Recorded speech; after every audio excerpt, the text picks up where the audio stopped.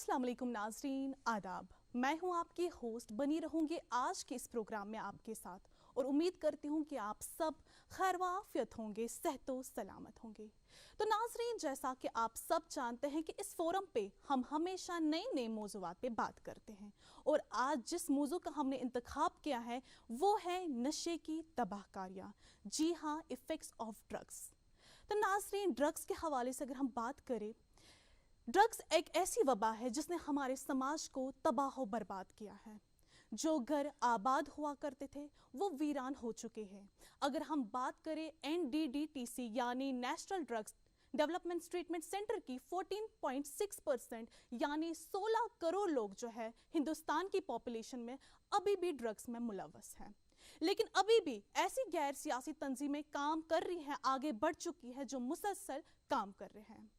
तो नाज़रीन, जितना ज़रूरी है इस मौजू पे बात करना, उतना ही ज़रूरी है आपकी मुलाकात आज के हमारे खास गेस्ट और कुछ चंद साथियों से कराना है। चलिए आपका उनसे तारुफ कराते हैं। आज के हमारे खास गेस्ट है इरफान अतारी साहब। खैर मकदम है सर आपका हमारे प्रोग्राम में, जो कि एक सोशल एक्टिविस्ट हैं। तो हमारे बाई जानिब तशरीफ़ फरमा है आबिदा रज़ाक, जो कि इकोनॉमिक्स की स्टूडेंट हैं। वालेकुम सलाम।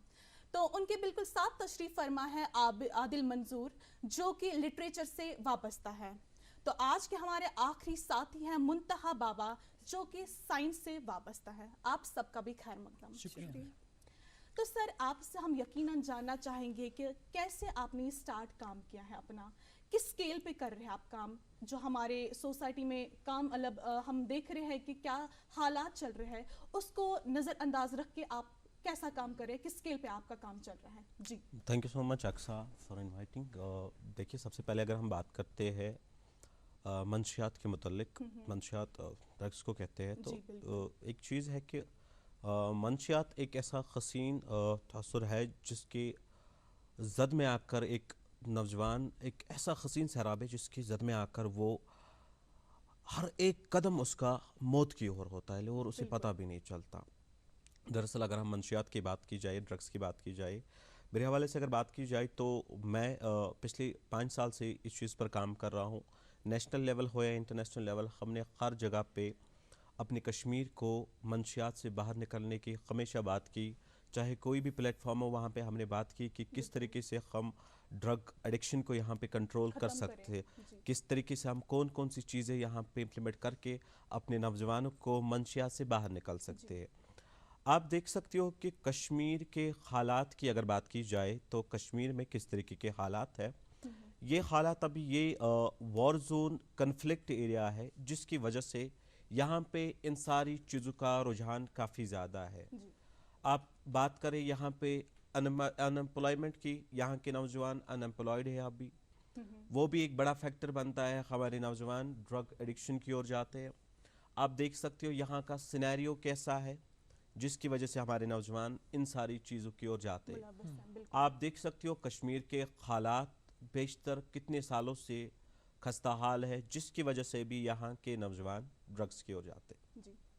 अब अगर ड्रग्स की बात की जाए, सबसे पहले एक नौजवान लेता क्यों है, ये भी एक सवाल है जो आपके जहनों में उठ रहा होगा कि एक नौजवान, इसके कॉजेस क्या है, नौजवान ड्रग्स लेता क्यों है। सबसे पहला एक चीज़ देखिए, हमारी सोसाइटी जो है, सोसाइटी में कुछ चीज़ें होती है जो एक्सेप्टेबल होती है और कुछ चीज़ों को एक्सेप्ट नहीं किया जाता। फॉर एग्ज़ाम्पल यहाँ पे कुछ ऐसी चीज़ें होती है लाइक हमारे ग्रुप्स होते हैं, हमारे जो डीलर्स होते हैं। सबसे पहले हम डीलर्स की बात मैं छेड़ दूँ। हमारे डीलर्स क्या करते हैं यहाँ पे कि वो कहते हैं ना, हम दे sad they light. For example आपकी एग्ज़ाम्स है तो किसी को भी बहलाने फुसलाने के लिए कि जनाब आपके एग्ज़ाम्स में ये ड्रग आपके काम आएगा, आप अगर आप कूल रहेंगे, आप काफ़ी आपका दिमाग जो है शार्प हो जाएगा ड्रग लेने की वजह से। तो सबसे बड़ा पिंच नौजवान को तब होता है जब ये सारी चीज़ें कहते हैं, क्योंकि मेरे पास कोई ऑल्टरनेट नहीं है कि मैं एग्ज़ाम की तैयारी करूं। लेकिन कोई बंदा आता है और कहता है मुझे, भाई साहब अगर आप मैरिजुना, अगर आप हेरोइन, अगर आप क्रिस्टल मेथ या कोई भी ऐसा ड्रग लेते हो तो with in no more time आप एग्ज़ाम के लिए तैयारी कर पाओगे, आप काफ़ी ना वो हॉट लगोगे, आप स्मार्ट लगोगे। तो ये सारा एक सूडो तो ये कैरेक्टर ड्रग बना के एडिक्ट जो होता है उनके इनिशियल बेस होती ड्रग है। डीलर्स जो होते हैं वो अटैक कैसे करते हैं एक नौजवान पर, बिल्कुल। ये एक सेटअप होता है कि वो इस आइडियोलॉजी को लेकर के हमारे नौजवानों को टारगेट करता है कि ये सारी बहुत, क्योंकि जब नौजवान के पास एक वो तरीक़ेकार नहीं होता, जब उसके पास ड्रग एजुकेशन नहीं होती, तो वो बहला फुसला करके इस चीज़ में आ जाता है। बिल्कुल। जैसे ही वो इस चीज़ में आ गया तो पहले तो वो खुद एडिक्ट हो जाता है, फिर वो अपने घर का सामान वगैरह तक बेच देता है, और उसके बाद ये वहाँ पे ख़त्म नहीं होती, ये बात वहाँ पे ख़त्म नहीं होती जब तक ना कि अपने साथियों, अपने दोस्तों, अपने रिश्तेदारों को इस चीज़ में इन्वॉल्व ना करे, क्योंकि इसको भी अपना खर्चा चलाना है, क्योंकि उसको हेरोइन लेना है, इसको ड्रग लेना है, इसको बाकी सारी चीज़ें आगे से भाई करनी है, तो कैसे अपना खर्चा मैनेज करेगा। तो ये सारी चीज़ें मैनेज करने के लिए वो बाकियों को भी इसकी जद में लाता है। जैसे आपने देखा होगा नेटवर्क मार्केटिंग किस तरीके की होती है, वो अपना नेटवर्क बना के अपने खर्चे को, अपना खर्चा मैनेज करने के लिए वो बाकी लोगों को अटैक करता है। तो यानी कि एक नौजवान, अगर सबसे बड़ी बात है ये इस चीज़ में फंसता क्यों है, अगर हमारे नौजवान को ड्रग एडिक्शन के बारे में पता होता, अगर हमारे नौजवान को ड्रग एजुकेशन के बारे में पता होता, हमने बार बार इस चीज़ के बारे में बात की कि स्कूलों कॉलेजों में आप ड्रग एजुकेशन को प्रमोट कीजिए, हमारे जो जितने भी यहाँ पे प्रोग्राम, हमारे नौजवानों को वाज़ा करें कि दरअसल ड्रग एजुकेशन कितनी ज़्यादा ज़रूरी है। अगर हमारे नौजवानों को ड्रग एजुकेशन के बारे में पता होता, शायद ही ये डीलर्स वहाँ पे इन लोगों को अटैक कर सके। देखिए हमारी जो ये 4-5 साल की जनरेशन थी, उसमें हमने सिर्फ एक ही नारा लगाया, let's reach the youth before dealers do, यानी कि आइए हम अपने नौजवानों के पास जाते हैं तब पहुंचते जबकि डीलर उनके पास ना पहुंचा हो। आइए हम उनको एजुकेट करें, हम उनको बताइए ड्रग एजुकेशन क्या है। हम हर एक स्कूल में हम विजिट्स करते हैं, हम मैं भी एक कॉलेज स्टूडेंट हूँ, लेकिन इस चीज़ को लेकर के मैंने स्कूल लेवल पे ही ये सारी चीज़ें स्टार्ट की थी, और अपने कुछ नौजवानों को साथ लेकर के हम स्कूल दर स्कूल गए, वहाँ पे अपना जो ड्रग एजुकेशन के हमारे पास मटेरियल्स होते वो वहाँ पे हमने डिस्ट्रीब्यूट किया, और लोगों को ड्रग एजुकेशन प्रमोट करने के लिए, बाकी सारी चीज़ें करने के लिए हमने उस टाइम आमादा किया, और अभी भी हम इसी चीज़ को लेकर के नेशनल हो या इंटरनेशनल लेवल वहाँ पे हम इस चीज़ की बात करते हैं। सर बिल्कुल, हम इस बारे में आपसे और जानकारी लेंगे, लेकिन उससे पहले आबिदा जी आपसे मैं पूछना चाहूँगी कि अगर हम ड्रग्स के हवाले से बात करें कि इसकी जड़ क्या है, इसके मतलब कहाँ से कैसे स्टार्ट होता है। जी अगर हम ड्रग एडिक्शन की बात करें, पहले मैं वर्ड इस एडिक्शन के बारे में, वर्ड एडिक्शन के बारे में कुछ कहूँगी कि ये क्या है, एडिक्शन क्या है। It is basically psychological or a physical inability to stop consuming some particular substances. अब अगर बात करें ड्रग एडिक्शन की, ड्रग एडिक्शन क्या है? Drug addiction is a disease of brain, it totally destroys your brain. जैसे मैं कहूँगी अगर ह्यूमन जो है ये बायोलॉजिकली मोटिवेटेड होते हैं टू सीक रिवार्ड्स कहाँ से मिलते हैं? रिवार्ड्स गुड बिहेवियर से मिलते हैं। लाइक अगर आप अपनी फैमिली के साथ कुछ क्वालिटी टाइम स्पेंड करेंगे तो आपको प्लेजर मिलता है, आपकी बॉडी में एक केमिकल रिलीज होता है डोपामिन, जिसकी वजह से आपको गुड फीलिंग मिलती है, ऑटोमेटिकली गुड फीलिंग मिलती है। सिमिलरली अगर हम बात करेंगे ड्रग एडिक्शन की, जब हम ड्रग सिमिलरली इसी की लिहाज से, मम्मी की छुटकी, डैडी की गुड़िया, पल में जो भर दे खुशियों से दुनिया, खट्टी मीठी बातें, मस्ती मुलाकातें, दिल में बसी सबके इस घर की बेटियां, हर घर के हर दिल में बसा अमूल ताजा, हमेशा फ्रेश, इस घर की बेटियां। जब हम ड्रग लेते हैं तो उसकी वजह से भी ये जो डोपामाइन है बहुत ज़्यादा लेवल में आपके दिमाग तक जाता है, लेकिन जो आपको गुड बिहेवियर से डोपामाइन लेवल निकलता है, अच्छी फीलिंग से निकलता है, वो आपकी लाइफ में पॉजिटिवली इफ़ेक्ट करता है। लेकिन जो आप इस ड्रग की वजह से आपके दिमाग तक ये डोपामाइन जाता है वो आपकी लाइफ में नेगेटिव असर डालता है। Instead to do things how to survive, like eat properly, behave properly, इस डोपामिन, ड्रग की डोपामिन की वजह से आपकी लाइफ जो है वो पूरी तरीके से डिस्ट्रॉय होती है, क्योंकि आपका दिमाग काम करना बंद करता है। آپ اس قابل نہیں رہتے کہ آپ سوچیں, آپ کی دماغ کی سوچنے سمجھنے کی صلاحیت بند ہو جاتی ہے, آپ نہیں سوچ پاتے, ہاں ڈسٹرائے ہو جاتا ہے. اب اگر دیکھیں ڈفرینٹ کازز ہے, سر نے بھی بتایا ڈفرینٹ کازز ہے کہ کیوں انسان ڈرگ کی اور جاتا ہے. لائک ڈفرینٹ سوشل ایشوز ہوتے ہیں, اسٹڈیز ہوتی ہیں, یا ان ایمپلائمنٹ ہے, لیک آف کانفیڈینس ہے. انسان کو چاہے کس کی لائف میں پرابلمز نہیں ہوتی ہے, انسان ایسا ہونا چاہیے کہ وہ کوپ کرنا چاہے, کوپ کرنا چاہیے these problems, day to day life جو اس کی پرابلمز ہے اس کے ساتھ وہ اس کو آنا چاہیے کہ how to deal these problems.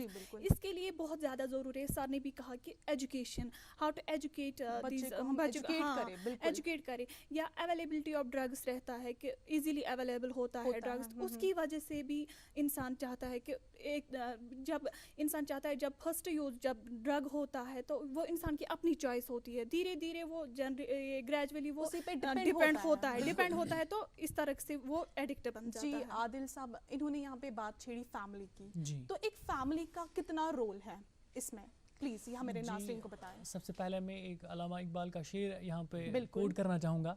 فریب نظر ہے سکون و ثبات, تڑپتا ہے ہر ذرہ کائنات, ٹھہرتا نہیں کاروان وجود کہ ہر لحظہ ہے تازہ شان وجود, سمجھتا ہے تو راز ہے زندگی فقط ذوق پرواز ہے زندگی, جوانوں کو میری آہیں سحر دے, پھر ان شاہین بچوں کو بالو پر دے, خدایا آرزو میری یہی ہے میرا نور بصیرت عام کر دے. یہ اسپیشلی ہمارا یوتھ پروگرام ہے, اٹ واز ریگارڈنگ دیٹ. اب اپنے فیملی کی بات کی, سب سے پہلے تو صحیح بات ہے کہ پیرنٹس کا سب سے زیادہ اہم رول بنتا ہے, کیونکہ سب سے زیادہ ٹائم اسپینڈ جو بچے کرتے ہیں کن کے پاس ہوتے ہیں, فیملی میں ہوتے ہیں. اور اب وہ نیوکلیئر فیملی ہو, جوائنٹ فیملی ہو, وہ الگ ہیں کہ وہاں پہ آپ کو اور بھی سبلنگس ہو سکتے ہیں, کزنس ہو سکتے ہیں, ایلڈرس ہو سکتے ہیں جو آپ کی تربیت کریں. اور انفارچونیٹلی یہ بھی دیکھا گیا ہے بہت سارے گھروں میں جب especially both parents when they are working, بچے کیا کرتے ہیں, اچھا ٹائم اسپینڈ نہیں کر پاتے ہیں اپنے پیرنٹس کے ساتھ. تو وہ اس کا ہمیں خیال رکھنا ہے. فیملی کا بہت اہم رول بنتا ہے. اور کس حساب سے, ایک تو خالی ہم ماں باپ سمجھتے ہیں کہ ہم نے ان کو اچھے اسکول میں داخلہ کرایا, اچھے ٹیوشن سینٹر میں. Not only that, you have to be with them, آپ کو تربیت بھی کرنی ہے. اور یہ ایک سائیکولوجسٹ, اور انہوں نے کہا ہے کہ when they are of 7 years تب تک آپ ان کو شفقت محبت پیار دیں, اور اس کے بعد جو نئے 7 سال ہیں نا فرام 7 to 14, اس کے بعد then you have to instruct them. اور جو یہ ٹین ایج کا دور ہوتا ہے, صحیح بات, that's the fertile period, very sensitive period. اور اس کے بعد جو 14 سے لے کر 21 ایج تک آپ کو ان کو you have to be a friend, you have to understand their psychology, accordingly you have to treat them. اگر آپ کتنا بھی اگر آپ لبرل رہیں گے نا, then you are in loss parents کے لیے. اگر آپ زیادہ اسٹرکٹ رہیں گے تب بھی آپ کو آپ نقصان میں ہیں. You have to approach that moderate approach, friendly approach. You have to understand the psychology, then you will be able to understand your child. اور اگر خدا نہ خواستہ ان میں کبھی پرابلمس ہیں تو کھل کے بات کریں, ان کو بھی اتنی آپ مطلب لبرٹی دے اس حساب سے کہ وہ آپ سے سب کچھ شیئر کر سکیں. جی بالکل. Especially during this adolescence, this is very the period of stress and strain. You have to train them well that these things will come. There is going on, rapid development, physical, emotional, mental setup is going to be disturbed, abnormal. You will feel at times you will feel maladjustment with your friends, with your family members. But how you have to cope up with this? That's the biggest challenge, that you have to train them accordingly. Yes. تو منتہا بابا آپ سے میں پوچھنا چاہوں گی, جیسے عادل صاحب نے یہاں پہ ابھی بات چھیڑی ٹائم کے حساب سے, تو ایک بچے جو ایک ٹین ایجر ہو یا نوجوان ہو, کیسے اس کو ایک ٹائم اپنا یوٹیلائز کرنا چاہیے, کہاں پہ اس کو ٹائم اپنا یوٹیلائز کرنا چاہے تاکہ وہ اس وبا میں نہ آ جائے؟ دیکھیے پہلی بات ہے جو ٹین ایج ہوتا ہے یہ ایک ایسا دور ہوتا ہے بچے کا کہ یہ ایک برج پہ ہوتا ہے, آپ اس کو دھکیل بھی سکتے ہیں, آپ اس کو واپس لا بھی سکتے ہیں. تو ڈرگس کہیں نہ کہیں سے وہ کسی بھی طریقے سے اگر ڈرگس میں ملوث ہوتا ہے تو بہت امپورٹنٹ رول ہوتا ہے اس کا جو گروپ ہے ان کا, اور اس کی جو فیملی ہے ان کا بہت امپورٹنٹ رول ہوتا ہے اس میں. تو ان کو کیسے ہم واپس لا سکتے ہیں, ان کو مطلب یہاں پہ اگر گراؤنڈ لیول پہ ریئلٹی چیک دیکھیں دیکھیں تو ایک ڈرگ ایڈکٹ اگر ایک کسی کی نظر میں آتا ہے تو ہمیشہ اس کے ساتھ مت چلو, یو شوڈ چارسی, دس از دا ریئلٹی. تو the thing is I think کہ ان کو سپورٹ کرنا چاہیے, نہیں آپ جو ہے آپ غلط راستے میں ہیں, ان کو دکھانا ہے کہ اس کے علاوہ بھی زندگی ہے, آپ اس کے علاوہ بھی ٹونٹ کرنا اسٹارٹ کرتے ہیں. ایگزیکٹلی, ہمیں ڈرگ ایڈکٹ جو ہے اس کے ساتھ ساتھ لوگوں کو بھی ایجوکیٹ کرنا ہے تاکہ وہ بھی واپس آئے اور لوگ بھی ایجوکیٹ ہو کہ نہیں, اگر ہمارا ایک نوجوان کسی اور راہ میں جا رہا ہے اس کو واپس کیسے لانا ہے, اس کو اپنے ساتھ کیسے چلانا, اس کو بٹھانا کیسے, اس کو اٹھانا کیسے, اس کو ایکٹیویٹیز میں کیسے لانا ہے, اس کی جو انرجی وہاں ویسٹ ہو رہی ہے اس کو اچھی جگہ پہ کیسے کنزیوم کرنا ہے, اس کو وہ سکھانا ہے. بالکل. جی سر, آپ سے یہ جاننا چاہیں گے کہ جیسے کہ انہوں نے بھی ابھی واضح کر کے بتایا, آپ کو لگتا ہے کہ جس اسکیل پہ آپ کام کر رہے ہیں کہ وہ جو ڈرگس میں انوالو ہے کافی باہر آ رہے ہیں؟ دیکھیے میں کافی دکھ ہو رہا ہے مجھے یہ بات بتاتے ہوئے کہ جو نوجوان ابھی ڈرگ سے باہر نکلنے کی کوشش کر رہے ہیں, لیکن ہمارے کشمیر میں ویسا کوئی انتظام اس حد تک پایا نہیں گیا ہے. لائک بات کی جائے ریہیبلیٹیشن سینٹرز کی یہاں پہ, تو جب بھی کوئی نوجوان کہتا ہے کہ ہم اب کوئٹ کرنا چاہتے ہیں, ہم نکلنا چاہتے ہیں اس سے, کیونکہ ان کا ضمیر شاید بیدار ہو چکا ہوتا ہے, وہ نکلنا چاہتے ہیں اب یہاں سے, لیکن ایک فیکٹر یہاں پہ کہ ہمارے جو ریہیبلیٹیشن سینٹرز ہیں وہ اس حد تک کام نہیں کر پا رہے ہیں. حد تک کیا, وہاں پہ ابھی ایڈمیشنز بھی نئے جو ایڈمیشنز ہے, کوئی نئے بچے اگر آنا چاہیے تو وہاں پہ اسپیس اویلیبل نہیں ہے. تو یہاں پہ ایک اور چیز ہے کہ ہم کافی چیزوں پہ یہاں پہ انویسٹ کرتے ہیں, لیکن شاید ہم اس چیز کو بھول گئے ہیں. شاید ہم ریہیبلیٹیشن سینٹرز یہاں پہ اور ہونے چاہے تھے, لیکن ہے نہیں.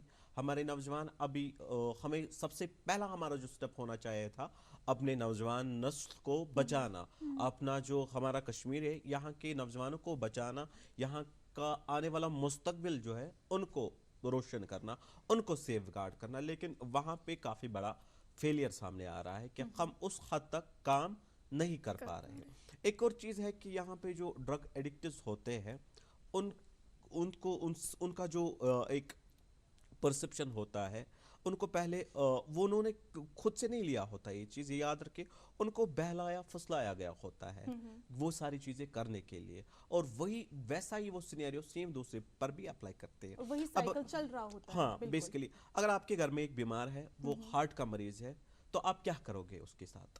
کوئی گھر میں, آپ سب سے میں پوچھتا ہوں, اگر آپ کے گھر میں کوئی مریض ہے, ہارٹ کا مریض ہے, بی پی کا مریض ہے, کوئی بھی مریض ہے, آپ کیا کرو؟ آپ ٹریٹمنٹ کرتے ہیں. لیکن جب بھی آپ کسی ڈرگ ایڈکٹ کو دیکھتے ہو, سالہ مر جائے, ایسی مطلب ایسی زبان ہوتی ہے ہماری, مر جائے, دفع کرو اس کو, ایسی اس کو گھر میں ہی نہیں رکھنا ہے. نہیں, ہمارا بچہ بیمار ہے, بیسیکلی ہمارا بچہ بیمار ہے, یہ بیمار ہے, اور ہمیں اس بچے کو اب بیماری سے نکالنا ہے. سر اسی ریلیٹڈ میرا ایک کوسچن ہے آپ سے. اب اگر کسی کا بچہ ڈرگ ایڈکٹ بن جاتا ہے, اس کے جو پیرنٹس ہیں, ان کی پیرنٹس کی یہ ذمہ داری بنتی ہے کہ وہ اسے ریہیب سینٹر لے کے چلے. لیکن جو پیرنٹس ہیں وہ یہ سوچتے ہیں کہ اگر ہم اس بچے کو ریہیب سینٹر لے جائیں گے, 10 لوگ سنیں گے, لوگ کیا سوچیں گے.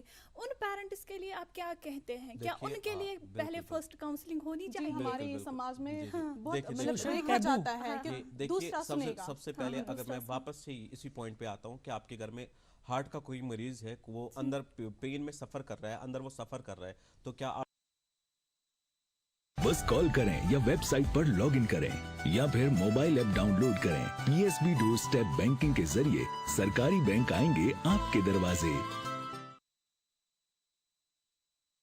آپ اس کے لیے ایمبولینس نہیں لاؤ گے, لاؤ گے نا, کہ آپ کہو گے کہ سوسائٹی کیا کہے گی کہ مرنے دو اندر, کیا ہمارے گھر میں کوئی بیمار ہے. یا ریسنٹلی کووڈ کے کیسز ہوئے تھے, آپ نے نہیں اپنے جو بھی کووڈ پیشنٹس ان کو باہر نہیں نکالا, ان کو ایمبولینس, ان کا ٹریٹمنٹ نہیں کرنا. ہاں, سوسائٹی کو کہنا, کچھ تو لوگ کہیں گے, لوگوں کا کام ہے کہنا, لوگوں کو کہنے دو, صرف جتنا کہہ سکتے لوگ کہنے دو. لیکن ہمارا ایک پوائنٹ آف ویو ہونا چاہیے, ہمیں اپنی نوجوان نسل کو بچانا ہے. اگر آپ کو اپنی اولاد کو بچانا ہے, اگر آپ کی نور نظر کو, اپنی گھر کی چراغ کو بچانا ہے, تو کہنے دو لوگوں کو جو کچھ بھی کہنا ہے. نہیں, اگر میرا اپنا بھائی ہوگا میں تو آگ لگا دوں گا, یہ سمپل سی بات ہے. میرے گھر میں کوئی ہوگا, مجھے نہیں رہے گا اس کے بعد, سوسائٹی وغیرہ تو میرے دماغ سے ہی باہر جائے گا. صرف ایک چیز پہ میرا فوکس ہوگا کہ نہیں, میرا جو گھر کا, میرا جو اپنا بھائی ہے یہ بچ جائے. تو سیم چیز اگر ہم باقیوں کے لیے بھی سوچیں, اگر ہم میں وہ ایک نظریہ ہم میں پیدا ہو جائے کہ ہمارے کشمیر کے جو نوجوان، ہمارے لڑکے، ہماری لڑکیاں، یہ ہم صرف لڑکے نہیں کہتے، ہماری لڑکیاں کافی حد تک، کافی تعداد میں اس چیز میں ملوث ہے، صرف پینے میں ہی نہیں، اسمگل کرنے میں بھی یہ ملوث ہے. اب کشمیر کا واپس اس سینیریو میں آپ کو یہ ساری چیزیں ریپیٹ کیوں کرتا ہوں، کیونکہ یہاں پہ اسپانسرڈ ڈرگز بھی آتا ہے، ایزیلی اویلیبل ہوتا ہے یہاں. باقی لوگ اسی چیز کو سپلائی کر کے اپنا گھر بھی چلاتے ہیں. یہاں جو 1 روپے کی پل ہوتی ہے اس کو 300 روپے میں بیچ دیتے ہیں آگے. جو دوائیاں ہوتی ہیں وہ ایزیلی اویلیبل ہوتی ہیں. میں کافی زیادہ کرائمز ہو رہے ہیں. کرائم ریٹ کیوں بڑھ رہی ہے؟ بیسیکلی کرائم ریٹ اس لیے بڑھ رہی ہے کیونکہ یہ ساری چیزیں ایزیلی اویلیبل ہے. ہاں کہیں کسی حد تک ہم یہ بھی کہہ سکتے ہیں کہ ایڈمنسٹریشن کا بھی فیلئر سامنے آ رہا ہے. کیوں؟ اگر یہ ساری چیزیں ایک پراپر وے میں کی جاتی، اگر اس مافیا کو کنٹرول کیا جا سکتا تھا. دیکھیے سب سے بڑی چیز مافیا چلتا کیوں ہے؟ جب تک نا ایڈمنسٹریشن کا کیونکہ کرپشن شروع ہوتا ہے ایڈمنسٹریشن سے. اگر وہ کرپشن ختم ہو جائے تو شاید ہی یہ ڈرگ ایڈکشن کسی حد تک ہم کنٹرول کر سکتے ہیں. اپنے نوجوانوں کا جو ہمارا جو ایک نظریہ لے کر ہے. اب میں ریسنٹلی کچھ ایونٹس میں گیا تھا تو میں بیٹھا تھا، شاید ان سے میری گفتگو ہوئی تھی، تو ایک سنگر تھا تو وہ دوسرے کو کہہ رہا تھا کہ جاؤ جوائنٹ مار کے آؤ تو اس سے تم سٹرونگ رہو گے اسٹیج میں. تو بیسیکلی یہ سارے میتھس جو ہے ان کو اوور کم کرنا ہے. واپس سے ریئلٹی چیک پہ آتا ہوں کہ جو یہ متھس ہے ان کو کاؤنٹر کرنا ہے، کیونکہ ہم لوگوں نے ایک متھس بنائے خود ہی. اگر یہ ساری چیزیں ہم لیں گے تو یہ ریزلٹنٹ آئے گا. اگر میں نے کرسٹل متھ لیا تو مجھے سوسائٹی میں ایکسیپٹ کیا جائے گا. اگر میں نے الکوہل لیا تو میرے بڑے بڑے لیڈرز میں شاید شمار کیا جاؤں گا. اگر میں نے چرس وغیرہ پیا تو میں اپنے دوستوں میں، اپنی فیملی میں ایکسیپٹیبل بن جاؤں گا، خود ریلیکس ہو جاؤں گا. لیکن یہ سارے میرے نوجوانوں جو مجھے سن رہے ہیں ابھی، یہ ساری جھوٹی کہانیاں ہیں، جھوٹی فریبی کہانیاں ہیں، آپ سب کو بہلانے پھسلانے کے لیے. اور کچھ لوگوں کا گھر چلتا ہے ان ساری چیزوں سے. میں آپ سب سے گزارش کرتا ہوں، جتنے بھی میرے سننے دیکھنے والے ہیں، مہربانی کر کے ان دھوکوں سے باہر آ جائیے. اصل زندگی کچھ اور ہی ہے، اصل زندگی کچھ اور ہی ہے. اس کو جیے، اپنی زندگی کو جیے، اپنی دنیا اور آخرت کو خراب نہ کرے. اپنے پیرنٹس کا سوچے، اپنے ارد گرد کا سوچے، خود کا سوچے. خود جینا ہے، بہت سارے کام آپ لوگوں کو کرنے ہیں، لیکن یہ ساری جو چیزیں آپ لوگ کر رہی ہو، خدا کے لیے خدا کا خوف کھائے، خود کو بچائے، اپنے نوجوانوں کو بچائے. ساری جو بھی ہمارے سماجی کارکن ہیں ان سے گزارش ہے کہ گراؤنڈ لیول پہ آ کر کے اس چیز پہ کام کرے. اور ہمارے جو ریلیجیس لیڈرز ہیں ان کے لیے خاص میرا پیغام ہے کہ شیعہ سنی کافی ہو گیا. ایک دوسرے کو کافر کہنا کافی ہوگا. مجلسوں میں ایک دوسرے پر تہمت لگانا کافی ہو گیا. آئیے، ابھی ایسا پوائنٹ آ چکا ہے کہ جس میں ہم اپنے کشمیری نوجوان بھائیوں کو، صرف کشمیری نہیں پوری دنیا میں یہ ایک وبا ہے. لیکن یہاں پہ مجھے کچھ لائنز یاد آ رہی ہے. زندگی کو نشے سے برباد نہ کر، اس کو ویران نہ کر، اس کو آباد کر. اپنی معصومیت پر ترس کھا ذرا، اپنی معصومیت پر ترس کھا ذرا، اب اس نشے سے خود کو آزاد کر. جی بہت شکریہ سر، آپ نے ہمیں اتنی انفارمیشن دی. ضرور ابھی آپ سے اور گفتگو ہوگی، لیکن اس سے پہلے عابدہ جی آپ سے میں پوچھنا چاہوں گی کہ کالج کلچر کا کتنا رول ہے ڈرگس کے حوالے سے؟ جی چونکہ جب ہم بات کرتے ہیں ڈرگ ایڈکشن کی، اس میں کوئی بھی ایج فیکٹر آتا ہے. کسی بھی ایج پر انسان ڈرگ کی اور ملوث ہو سکتا ہے. اب ہم اس کی کوئی لمیٹڈ ایج نہیں. اب ہم یہ کہہ سکتے ہیں کہ ٹینز میں زیادہ ہو سکتا ہے، انوالو ہو سکتا ہے، کیونکہ ان کا جو دماغ ہوتا ہے وہ ڈیولپ ہو رہا ہوتا ہے. وہ یہ نہیں سوچ پاتے ہیں کہ کیا صحیح ہے کیا غلط ہے. کالج کلچر کی اگر بات کریں، اگر کالج میں ڈفرینٹ پروگرامز رکھے جائیں، ڈفرینٹ اویئرنیس پروگرامز رکھے جائیں، یا ڈرگ ایجوکیشن کے بارے میں ڈفرینٹ اویئرنیس ڈاکیومنٹریز دکھائی جائے، جن کے ایفیکٹس دکھائی جائے، کیا ہوتا ہے، کیسے اس کی وجہ سے کسی کی لائف افیکٹ ہوتی ہے، کیا وہ جو یہ ریزن یہ کانسیکوینسز رہتے ہیں، کیسے خود انسان اپنی لائف پوری طرح سے ڈسٹروائے کرتا ہے. ایک ہی تو لائف ملتی ہے، کیوں اس کو ضائع کرنا ہے ایسے؟ پرابلمز تو آتی جاتی رہتی ہے، اپس ڈاؤنز تو آتے جاتے رہتے ہیں. انسان کو چاہیے کہ وہ ہمیشہ پازیٹیولی ہی سوچے، نیگیٹو تھاٹس کو اپنے لائف سے باہر نکالے، تاکہ وہ ڈرگ کی اور کبھی نہ جائے. جی تو سر آپ سے میں پوچھنا چاہوں گی کیسے ہم اندازہ لگا سکتا ہے کہ یہ نوجوان ڈرگس میں مبتلا ہیں؟